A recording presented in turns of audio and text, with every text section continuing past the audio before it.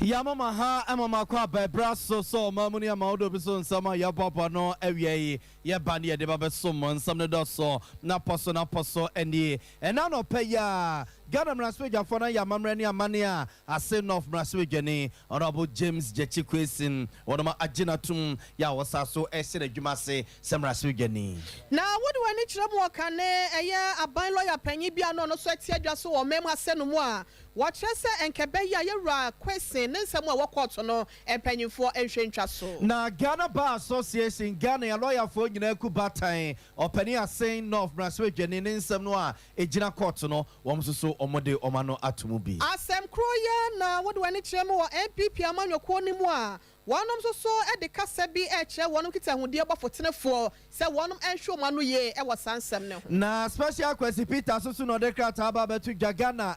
ibosumi bensie nie nsɛm ahodoɔ abepie nanim ne ɛwɔ fifi mu ne ɛwaka ho asɛm awie na ɔde akɔkɔta me yɛdi ho asɛm awie na nyinaa no ɔbabebu nkonta ɛde akyerɛ Ghana ma de hye MPP adoso badwakuo no enne nipa miensa ɛna wɔhwɛ ɔmanim so betimi ɛne wɔnom ɛdi ahyia nipa bɛn ɛna ɛkɔ animu ne mobɔne a wɔma yɛ nyinaa se trend adeɛ no a enso no yeso makwa kotwetwe bi ɔmokɔ akɔtɔne ɛna posifo amantamu num ɛwɔ manso nkwanta abɔnten so asuafo miensa bi ya wɔnom gyenteteye ɛwɔ kwada so SDA Nursing Midwifery Training College hɔ no empanyimfoɔ se wɔn kɔtena efie afe baako na wɔnom ɛbɔne a wɔnom ayɛ ne de abusua nyaso ne tie bia yi yɛre asere ma cloud internet Ghana open internet ɛyɛ fast ɛyɛ reliable ne bɔne da fam a cloud internet Ghana sɛ odi yɛ adwuma ɛwɔ fie anase bia wo kwa koyisu no wadwuma mu open ne o ebia obetimi de atum pasa wifi nom ne hotspot nom ene sa ne ma na ne nyina se internet nko ade a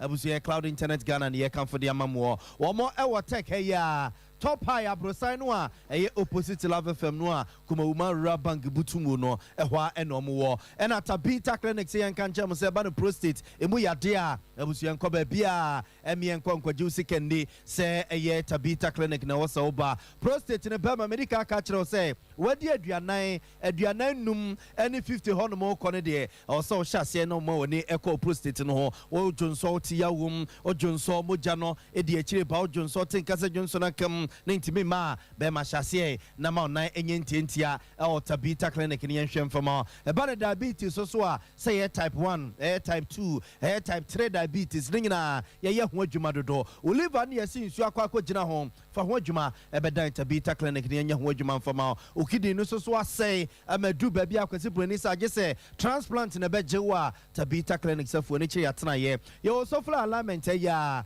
wafu so fula interchange no a usane te se ne wo kopata no alignment no the opposite one man ye wo o on kran so a ye o Madina na utie wo takwa bonten so a ye wo hono mo takrade ene sunya nyina ye wo hono ma yesomo ya Bolivia Enterprise the future life smart food you see your food is your medicine is your food your maudo bendum your future life zero your high protein your mortabella your smart fiber and your future life O2 ne nyina udi a ebo wo na ananas ade no mo genetimi ade afusani ye ebiebie ntini no mo etoda wo ye de na nya edro aduane waduane a wudie ne nye wonya future life bebo pa na biebie ntini no amada bia wo ho akwa eden so what's back clinic say en kancha mo say e ba no stroke a ye ne yente say ya anomfo no a wo se wa south stroke ya de na nso wuntimi nkasa wa south stroke ya de na wuntimi nante wa south stroke ya de na da sukutapoma wa south stroke ya de so no na chia na wo chia so what's back clinic say en kancha say stroke no ye be saw ya de amo sasi udadam ama hode na bakra chen kane no amo ye fe e chen kane no we e so west herbal clinic ne ka ho asem de kire wo no e ba na oba ne ba ma mo pa wo no mu a ne nyina wo mo etenete be ma so asebe mpreduasa o ho bantam so west herbal clinic examine kan kire say obeye ho adwuma de ama dodo o hwem school junction ene barakese e wo eye abrepo junction kwantempo no so sa ena ma me a base e wie wa tenase e wo wo eyeta so apatrapa new side junction wo no se men kan kire wo se yade ne de din ne a doctor fo declare wo se ko wu mu no fa ho adwuma nyina ebeda ma me abe no nya ho adwuma mfama wo ne empo yesi ato ama hunhumu ya to ama hunhumu no ma me abe se fa beda no na ne no entontia no nkire wo se eduro wo honum sickle cell na epiefie bi mu a na ye brabo aye su no ma me abe se fo ho adwuma beda no no nya mfama wo eba no prostate cancer no mampani say so person ne onya enipa omra se bedom di ne ya na adwuma de a enya sa nipa me ensanya court case tabri wo no won hwe na ne won si ano anya sa nipa me ensanyi mi amabobo mu din de bia na da court be from so omra court no wo minority wo do mo pay beto from wo nyina be court ni bi ene ekoba ne sa de a nim na se bedom bedam pan edom kuma ne emma sanse omu pache se aban e de court e titi wo mododo enti na chese ni nyina muonu a ene omunua na nkọ court no omote ho business of the day na to aso ana we so maso in James Jachikwesi ni a eniema hodo a so mudi ho nkomo parliament no omoto aso ana na se o masori say ya ne the speaker assessment for ben minutes also say nananum ahemfo efiri asin of by enunti asese efie ni nyina kabom no mu jom of faso enunti say am no kasa ide asita na obaya ade ba ko a emra parliament e ba be hyase aye adwuma ne no na amanfo hu ya omo hu dwuru omo ye se ye hu se parliament tenase no na MPP for MPs ni nyina ni ho na omo wo he a afa speaker ba ye omo nyina hwerem omo ba be tenase omo kofa he say the wedding yampa no pano you be play na ye kona adam test hello aha obaya se wa homa ne twitwiri ne ya doso wote menka ye mo afa de mete won ka ye nti o si anopa no a na omo tena se na MPs ne wo no na ye de ade na omo ye ntia na omo ni wo anopa no both couple dia ko na ko ye yeah let them how we go to me ediaye na ni on tiesi e bi anhwa ne edom kase na ma na so mo de check oh ono nya for jachi kwenti omo nya ne tamfo omo ni na na se de dafa ya ba ma aya na aba no nkyerɛ sɛ papa o kan no na mom na meetings ahodo no mo ye no ntina na no pa no ni ehu wo mo no na so mo nyina de odobodom adbestrai abra papa no amele obaya yeda se pa yenua ba obaya ne yekɔ ne nkyɛm na se bigefie mu a ɛdɛ de akɔso na se bigefie mu nyina waboyen amane no Ebusiafo wasugu so wutie pram to beka se wa Sompa 93.1 kasafidie so kumase wote yenka e wosunyane ne mpota mo ya Sompa 98.9 enkranza e Sompa 90.7 yenyina ya ka bom se ya funukrom ma ene ye de ensem e so mo ye to ansem no so e de amamode a ye raja chi question ye ne wonom apaw no e wo mrahye bedwam aye amamre ne amane agina tum se asin of mrahye bedwani no ne ensem enu butu kwoto aye di ho akone aba no e ya de e ho nsem bi ene ya bo awram no wodi wani kyeremo e wo kane eye aban lawyer panyin brekona no na wasa ehwe attention ne ho nsem e wo mayi mu a eye justice ni ayikwe otu wano said na no atu asemi mo ena woka kire MPP amanyoko ni senkebe ya wano mo nhwemua na eye aban lawyer panyin so ensom sebe ya wano ebetwe asem ni nyina de ato nkyɛn na nka wano magyemo ama etuo akwatwene baabi a etwene na ne nkyeremu a wodi etwato no ene sese MPP amanyoko no epese dachi bi wotimi to aba edi nkunim ewo asin of abatom peso so de a wotu omofo se mo nhwe ni mo ani mu yansem no na mom omunjemu na wonom enhwe dachi achiche nsem ebetimi aba ye betimi aboa wono no omuntwa asem esokora na no ene betimi aboa amaka maminka bia memo ya nyina yesom no ye betimi de bia koye ene wodo achechire ama no etimi akwa animu ye wura ayikwe otu now much as we would want to add the seat to our seat, do you think that in these circumstances, the people of Atsin North will be sympathetic to vote for our party? It's not likely. Even if we get him out and we go there in the hope that we'll win the seat, I don't see it that way. Because even at the time it was being tried and we're saying that they should not vote for somebody going to prison, they defied and voted for the person. So what are we gaining? In my view, for the long-term effect of getting the party have the goodwill to cultivate the people there so that we can benefit from a vote next time round, I think that Lola Prosky, when entered by the Attorney General, will go a long way. That is all. That is why I stand. I'm looking at the political aspect and not the legal aspect per se. I don't think so. It's the same issue of holding donors' allegiance to another country. You know, you are a dual citizen and therefore you hold allegiance to another country. And if, as at the time you were filling the forms, you did not declare that you were, then you have perjured yourself, for which you can be tried. I mean, as I said, I don't have anything against the legal aspects. I'm only talking about the political aspects. That as politicians, we should be careful how to deal with electorates so that we don't alienate them. And maybe like what happened with our gentleman who is now the second deputy speaker in Parliament, we fought against him and said if he stood as an independent, that's all. Nobody should vote for him. At the end of the day, the people chose the independent candidate over a party candidate. You are in a certain region. You know what I'm talking about.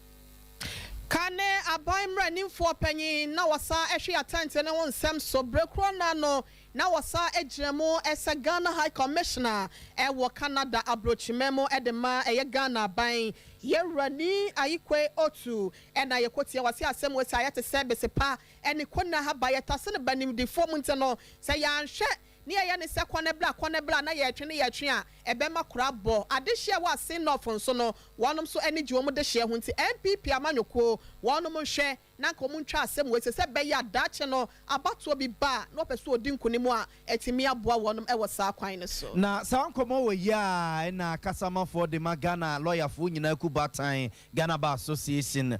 lawyer Xavier Kuji ene Sompa FM nsentwe for di nkomo no we ne se asem we ya sin of Ransom Dwani honorable James Jechikwesi na asem ya e wo court ya apututu e koso a na doma hene de na no akwakotum bie mampeni na dodan kwakufa na no akwakotum bie no e no fi se entwe ye na chese enhyada moa ma tentere ne ho nsensem enkonkan o se awurade mo bie no aye ka o ho asemi na doma hene o se ade yo osagefo agyeman bedu otosum yinu no wo ye mranimfo lawyer ni mapa esa so ye judge a wo ye adwuma se high court judge mampeni na dodan kwakufa do yi se wo ye mampeni to nkyene a wono so e ye lawyer ni a wa ye adwuma amana adwuma wa ye krane toda ye de kire nkoda bia de e o law school nte koba de se asem se da honom na munim ne wo ho ene ne betima kwakofa ba na samudu manoko kotutum na ekowie samanfo etutu na sere ne abasasa no a na enhyeda moa ama tentere ne ho nsensem enhyeda enkone no bia nto so no de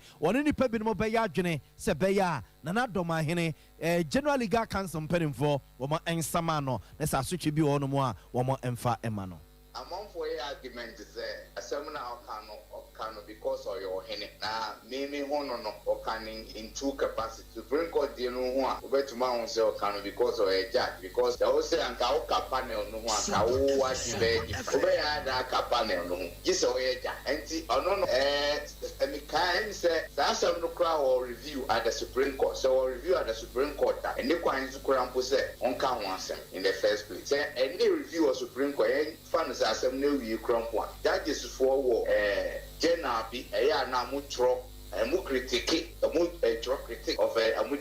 judgments. A critique means that you look at the merits and the demerits of the judgment or the ruling, applying the law as you know and understand, and do your analysis and arrive at a conclusion probably different from what the court has arrived at. And the whole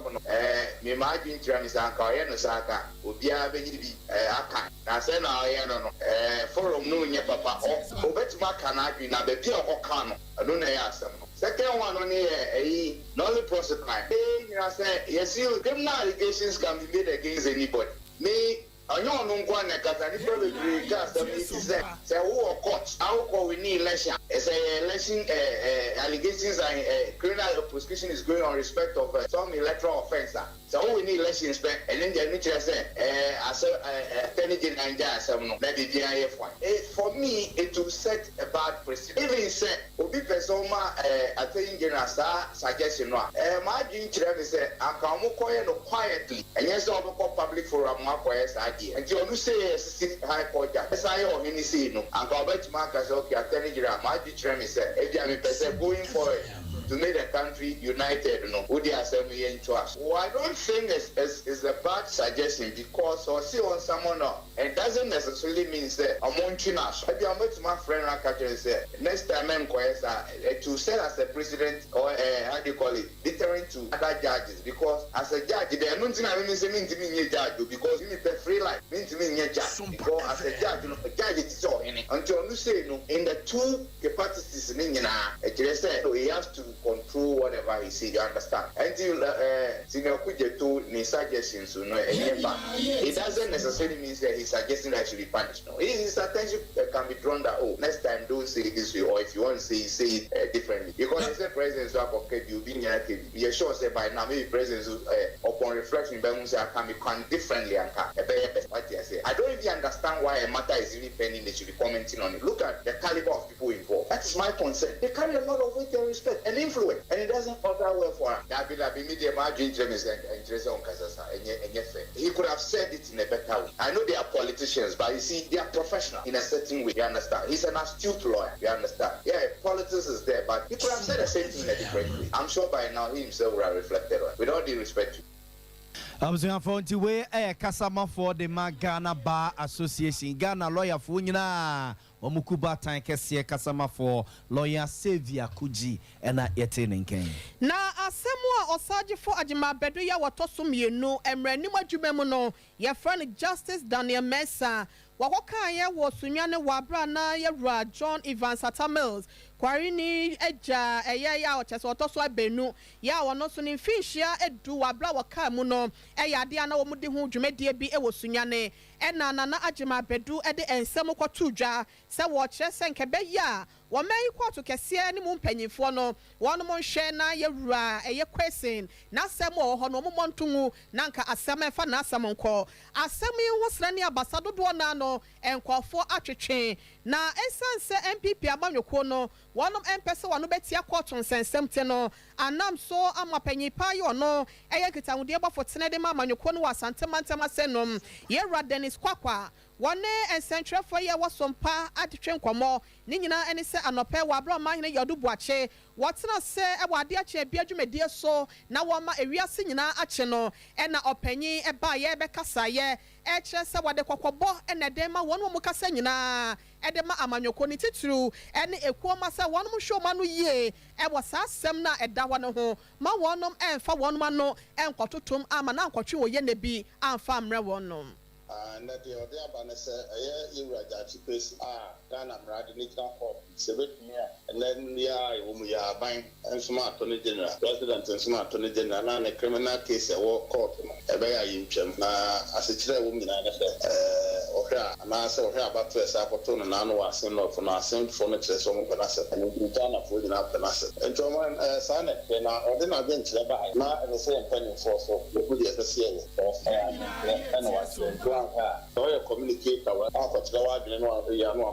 it's necessary my party communicators who said that's how the party said yeah what's that I disagree with you I could now just and then man or down on ideas I say in I saw me become said by Casa then we now communication is that we can state it emphatically say we disagree with him said it will be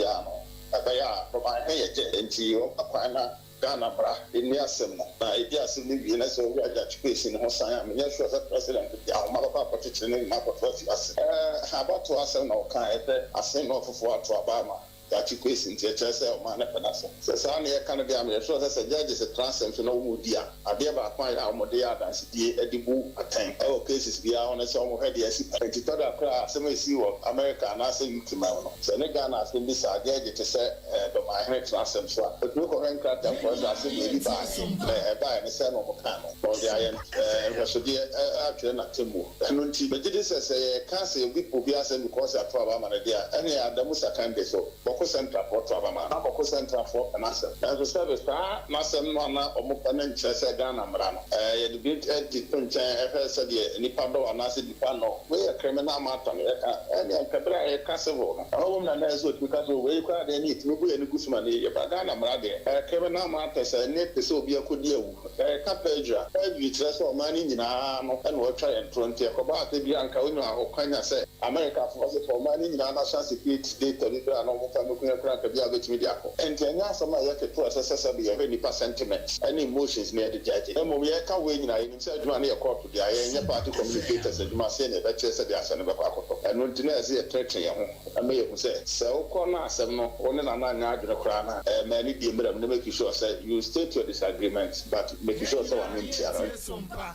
Egita undi aba 14 the man pipi abanyo qualifier no wasante manta wasen Mira Dennis Kwakwa ene etie no e yankwa mano so ne ne opani osu mensa enkodi enkomo yatesa posifo wo manson kwanta bonten so a kire mrantie bia ye train dade ya sese ensu ya train ntimi ntui yeso makoko twetwe bi kwa kotone so mo de ko hin so mo de fine yesi aposifo no kra cho mo du ba bi kra no like as a police commander one in the officers you podum boys ne so mo 200 million omunya omo no mo mfa na de ne nko na ja commander ne boys na ntwe e na wo mo emanta mu num na opani osu mensa yesi na ni tuam ne na ekoso no ne ne nkodi nkomo kakra opani ma han me so binia na ho ye no kwasam nyame ada Roma no mpa boy ho ye pa na mo so e Erade adom ye ho ye yeso ye constituency chairman manson kwanta na se dubia oh manson kwanta ayo ona a young man fefefe bi no mi ni aso de me no nim dada ye tia de say ye tie fo pese ye tie fo hu ye no kre ai na no krasa se police for wo ompesua no so a kire ni pa bi no mu a train dade ye a ensuin wo ma se twitwa kwa akoto ne adie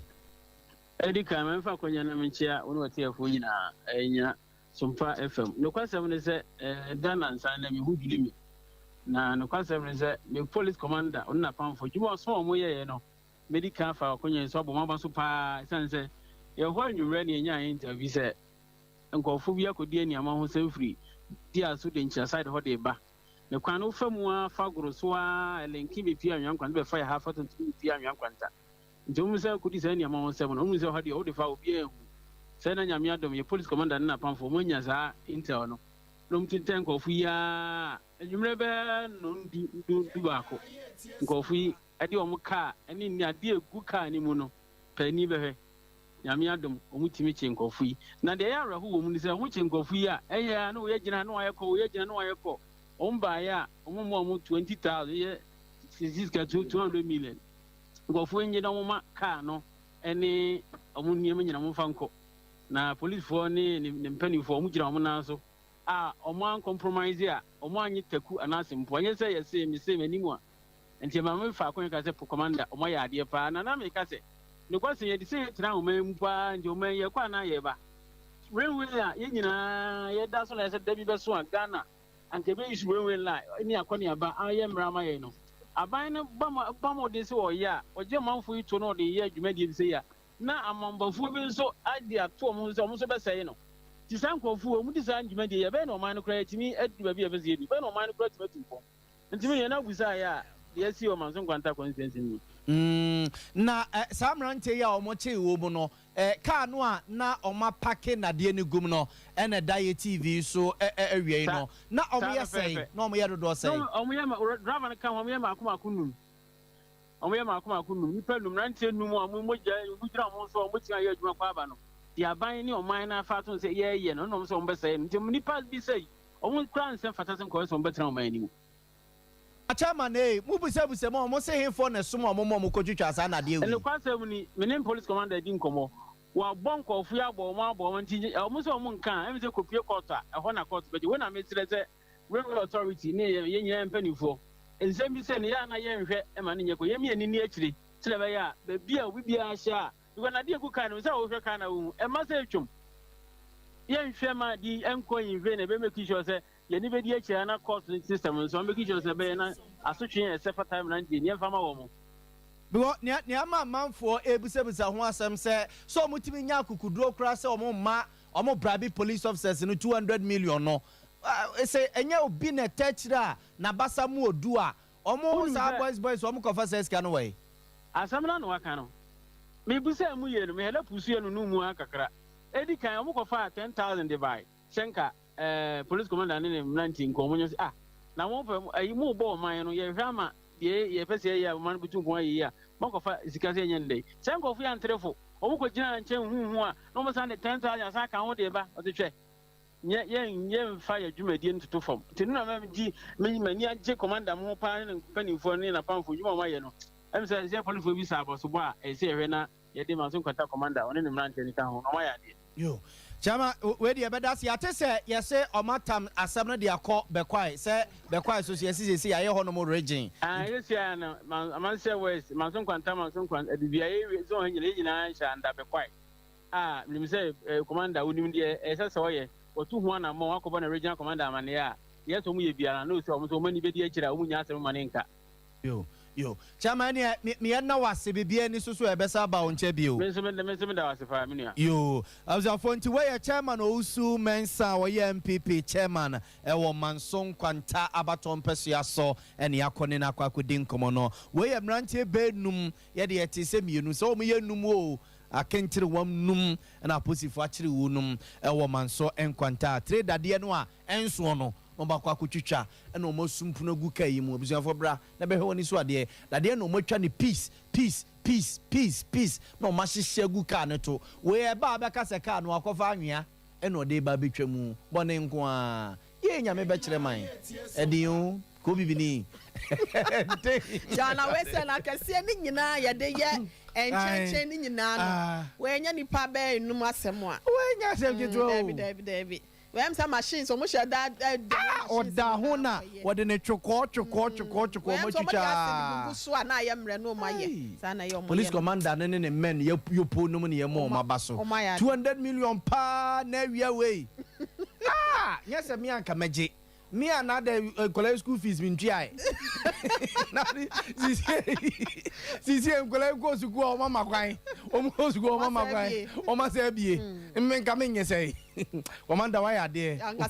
oni yopo num ngasasa me pone kakra ma wan ka beje o nka menye o esewa wati no se nka me de meje no no kuku America janda ho fedua senko beje na me dia e bia fidie so no meka sa menje sika de obi ape ayi rasante e bo abenet so ohia sika de obi ape na Ghana no nyina so obi ese no nti asa obi ade ne ho jim abusia yanko enkrapompo ni mantamu ne nua bema ya woton krade free ho ema yen yewura kwadwo bafo etwetwe enkomo na yemisa se MPP wonom atena ekese ye no asalam down e won kran no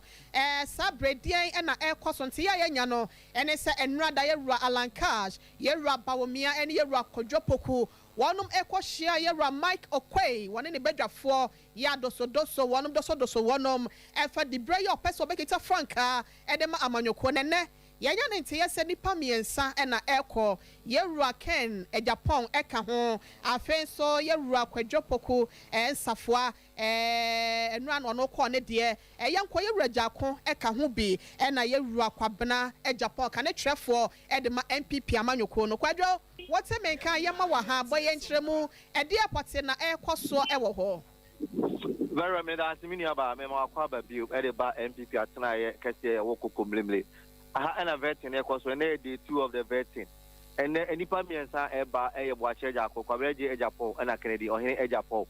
Now, as at now, Nipa will be vetting a watch Ejapo, Obi Pimo about 9:15 and Obi Pimo, Okopio vetting committee named 10 a.m. or last say for 1 hour 55 minutes, about 11:55, and I will be vetting. We or catching some trouble 1 year and Kata. It's a meeting and I said vetting or have with the committee no a diplomatic meeting esa a confidential don't me and some job for enkasa and a utunika ekoye Pabla eje Japan awe number 2 no also ebe pm 11 am Samra me no ka say or committee anymore or more to na no Pabla eje Japan area Kennedy or here Japan and ebeba and so far Ubusami and the same situation it here but any pa and a buy no obi e ba one the campaign team and eba and then yet to say Enra a dom ebegu anomo it stands say Enra and vice president ba Alankojo chairman so ebe pm hanoa but no yeah, she say be a Kennedy or here Japan a dom edinity no the a beer or bar a dom edinity to say the Enra vice president buyer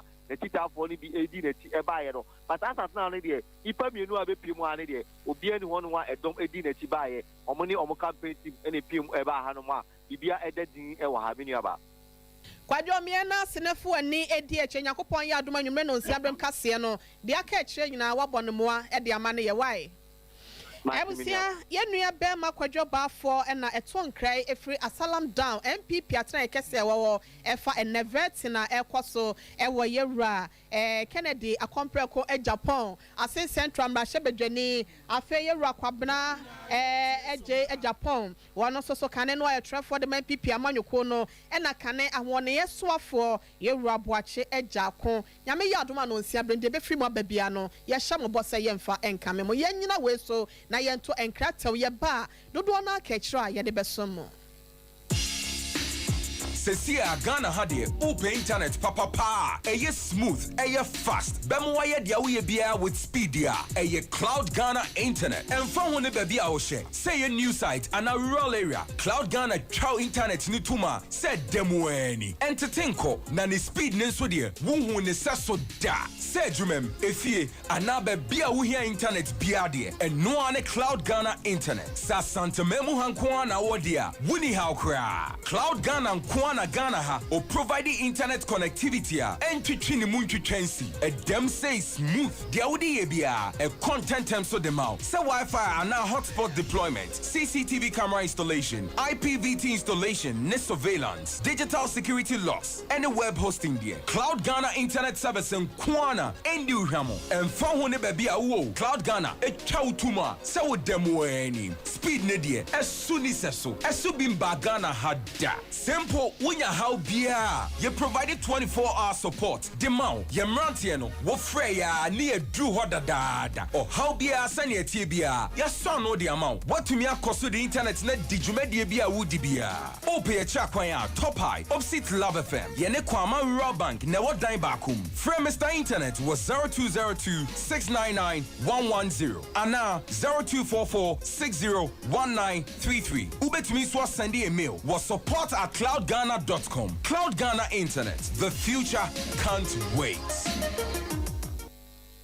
Sompa, Sompa, Sompa, Sompa, Sompa. Hamza for ya koya ya saba ni emfa sedama Cloud Internet Ghana ya ka omo ho asam de kire mo sa ope internet ya ye fast na reliable na nkototo ne panko nyinsen waso a Cloud Internet Ghana de na wo ko ne bo no so no eda fom se ya tim internet ne sa ode ye adwuma wa adwumam ana se fie ope ba ko no omodi tum pasa wifi sam ne hotspot no mo a na nyina Cloud Internet Ghana ye bi ya wo tech ya top high abrosa no akuma uma rural bank butumu no ye opposite Love FM no ehwa na yewo frey 0244601933 0244601933 Tabita Clinic so yesi prostate emu yade ene diabetes de abusuan ko ba bia diabetes no prostate mu yade no ukoda bia na yetenase eye ho adwuma prostate no bema so Johnson oti yawum o Johnson moja di akire o Johnson tenkasa Johnson akam na ntimi ma eye Tabita Clinic ne ye kamfo de ma wo ena diabetes no sese nkwada nyina nya bi type 1 no type 2 ene type 3 ni nyina se bia nya wo for ne echere Tabita Clinic ne nya ho adwuma enfama eba no liver no a yesi nsu aba be gina ho nsu akwa ko ginam ne ade a ne nyina mo ye ho adwuma edema kidney no so no kwasi brone kan se edu transplant stage a enkoba bia se Tabita Clinic bra ye beboa ene da so e ho honum komasi o sofula alignment wa fru sofula interchange no a usane te se ne wo kopatase no alignment opposite wo no ma ye ho honum en kan so ye o Madina ena takwa takrade ene sunya so no ye butu no ma yesomo 026019 6219 026019 6219 ya Bolivia Enterprise the Future Life Smart Food abedwaso ya see your food is your medicine is your food etoda o ya de nyina na ye dro etoda ye aduane so te ase aduane a enu papa wo mu ye be ni peduane madwuma aye ni peduane madru udidi nyina no o se udi aduane a ye ni peduane madwuma ene ni peduane madru a ensa so nkoja wo ya de enu nti ene ye kamfo Future Life Smart Food and the aduane a ye die enye ne nyina na se nuane no papa yi ebi wo mu nti udi banku udi wa betie udi konkonte udi nuane ne udi ehuo ne ade ne wia na the Future Life na to so saa na je se nuane no papa no a waduane na udi ye ne enya no na Future Life e dia ma ti da bia ohu oden wo koba da bia vimo ho wa ye fe kama na oku ani musa Future Life ne come for them war. Yes, so fly alignment on one. Yem Papa Bulaji, Multi Home Stores opposite wa and your war 0246 010150 0246 010150. So as a back clinic, you see Shim School Junction and the Barakesi stroke, ye expert, excellent to one. Ye no ye saw ya dear, what says you that them was our soriatna, was I a fanya one day a check and enwa, yanko saw ya dear, Emma Unconcochia, yanko saw ya dear, Emma Casa Hunko ding, yanko saw ya dear, Emma Nantia and Hunconco ding. We a sowers, her back clinic once some the cadage the one, stroke dear. Abusuyanko bebia emienko Josi Kendi fibroid ye be you abra ye mfase kan ka wo bema 77 predu asa ho bantam ye tutu ase de ama 0243 282629 0243 282629 Mami Abe was a sickle cell no and ya dear noa ye say yen toya dear noa ya todia mau noa and it does wasa ya wucheya and it's so woman found kono Mami Abe send in the metonchia non chro say a draw ho a young cassia be draw ya this ruisa a form wisa wintia and ya kekado kakra one no and no they saw ya dear yes a sickle cell a pf you honum and with ya quadani brabo and quadani bonomanes ya and we ensure where your bosom bania de so you so bakra what the fana bre Mami Abe obechro say a draw ho akwada na besa so asiri dem na wa ye fe enyini kama ya de bia enkonkotete no etro bema etro case 5 e se wo ha mu se tie ni a koma Mami Abe ho ene ye se ya wunyini a ye ntimi nyi ye de ensa ko kan wo bewu ni ade omo boa omu ni aduru ntia Mami Abe se wiei ye ne kakra na fo ni kire tano so patrapa new site wono mo a ne nye ho adwuma mfama 0243 345392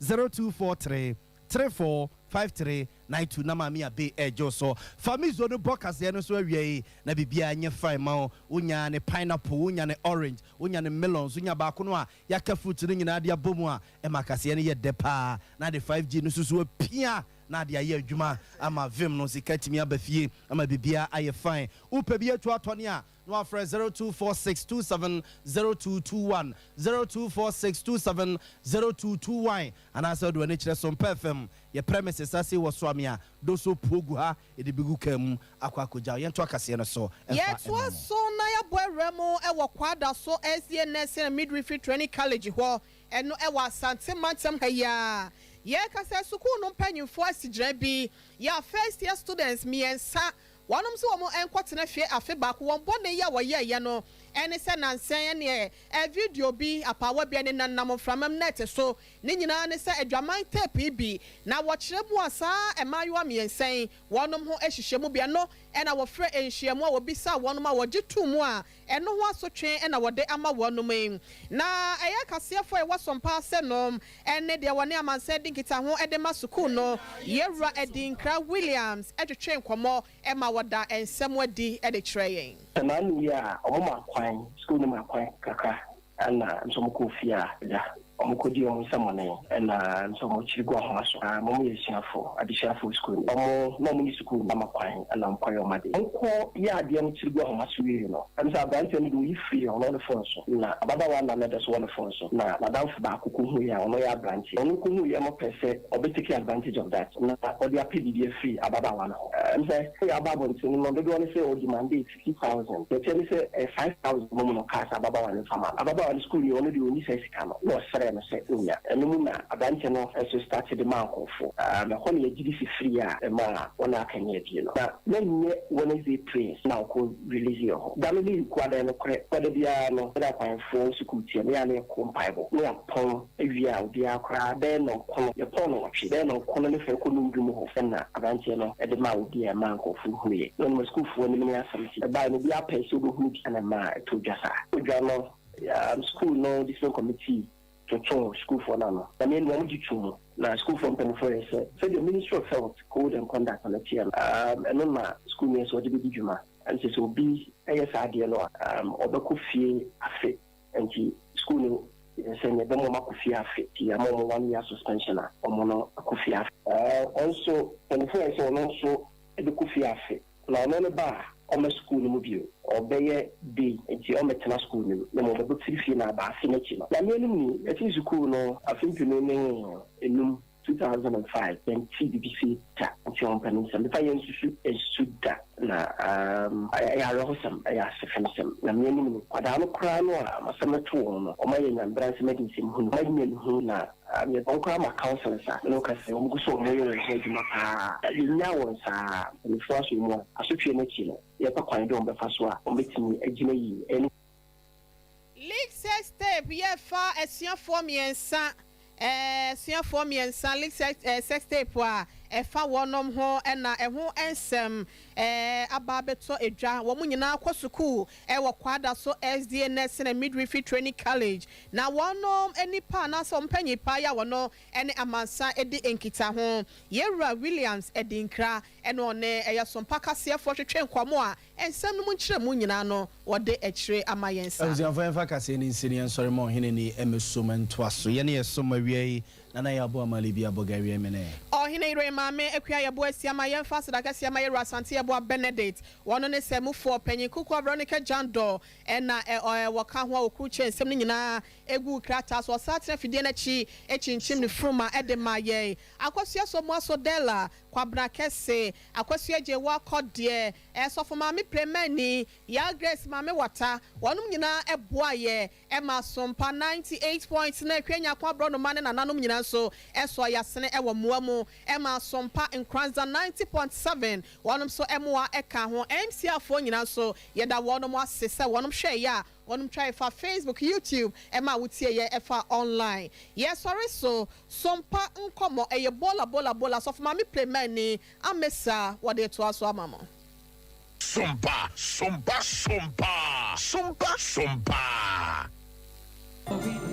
Hey, inti kanisa heba mesta na nye wo bu ne tot daman kwadu ayasa de ye pa be ma de wo ho na wo ye osisi modu nansan sisi yade de 40 me ne me yire suwe